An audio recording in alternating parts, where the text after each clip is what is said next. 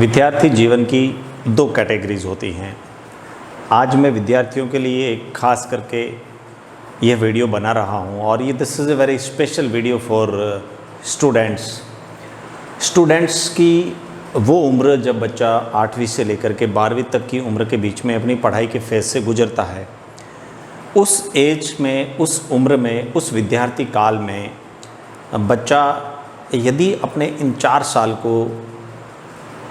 Serious तरीके से ले लेता है तो मुझे लगता है कि उसके जीवन के सारे चरण बदल जाएंगे। उसके जीवन का एक बहुत बढ़िया सा काल, आने वाला भविष्य बहुत अच्छे से सुधर सकता है। अक्सर विद्यार्थियों की 2 कैटेगरीज में रख करके मैं इस चीज़ का अवलोकन करना चाहूँगा। पहली कैटेगरी विद्यार्थियों की वह कैटेगरी है जो कि अपनी पढ़ाई के दौरान मेहनत करता है, अपनी वैल्यू को समझता है, समय की वैल्यू को समझता है, पढ़ाई की वैल्यू को समझता है, माँ बाप द्वारा दिए जाने वाले खर्चे की वैल्यू को समझता है। जो खर्चा, जो समय, जो सलाह अपने माँ बाप द्वारा उसे दी जाती है,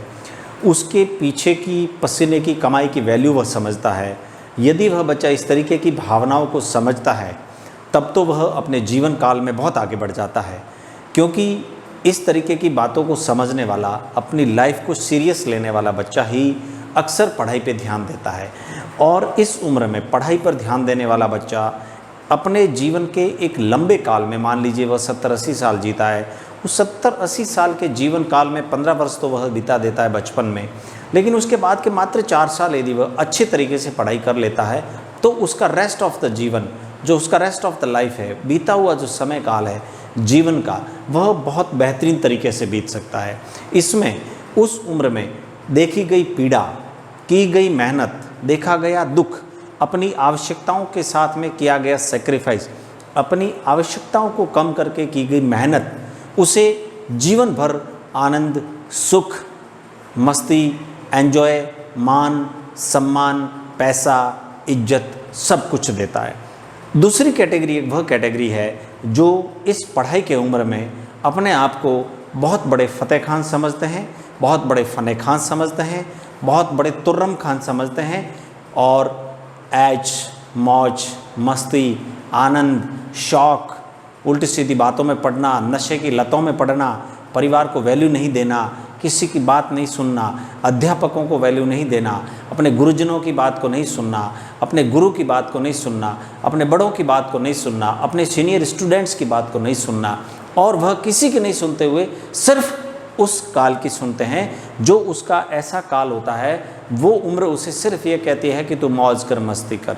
और वह उस पढ़ाई के समय को बिल्कुल भी हाथ से एक आग की तरह बहा देते हैं, पानी की तरह बहा देते हैं। वह समय उसके हाथ से चला जाता है और उस पीरियड में वह कुछ भी नहीं पा पाते। सिर्फ पाते हैं तो गलत संगति, पैसे की बर्बादी, शरीर की मौज, शरीर की मस्ती, शरीर का आनंद,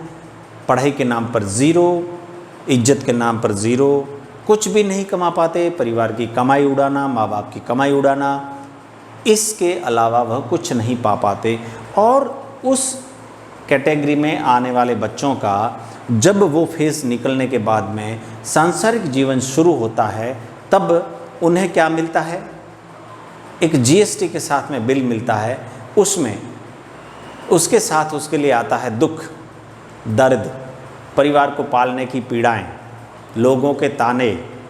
अनपढ़ को कोई इज्जत नहीं मिलती। आज के समय में पढ़े लिखे को ही इज्जत है, पढ़े लिखे को ही पैसा है, पढ़े लिखे को ही मस्ती है, पढ़े लिखे के पास ही समझदारी है। जिनके पास में एजुकेशन नहीं है आज वो एक सूखे वृक्ष की तरह हैं। ऐसे लोगों के साथ में सेकंड कैटेगरी के स्टूडेंट्स अक्सर अपने जीवन में उस उम्र में आकर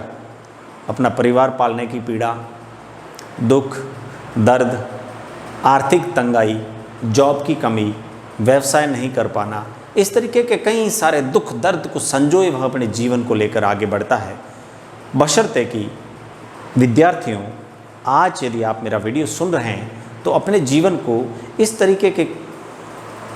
पढ़ाई के काल को इस तरह से यूज़ करें और इस तरीके की ठोस मेहनत में लगाएं कि आपको फर्स्ट कैटेगरी में आकर खड़ा होने के लिए आपको खुद हौसला मिले, आपको खुद को आनंद आए, न कि आप अपने आप को इस तरीके से डेवलप करें कि आपको सेकंड कैटेगरी में आकर के खुद का चेहरा शीशे में देखकर भी शर्मिंदा होना पड़े। धन्यवाद।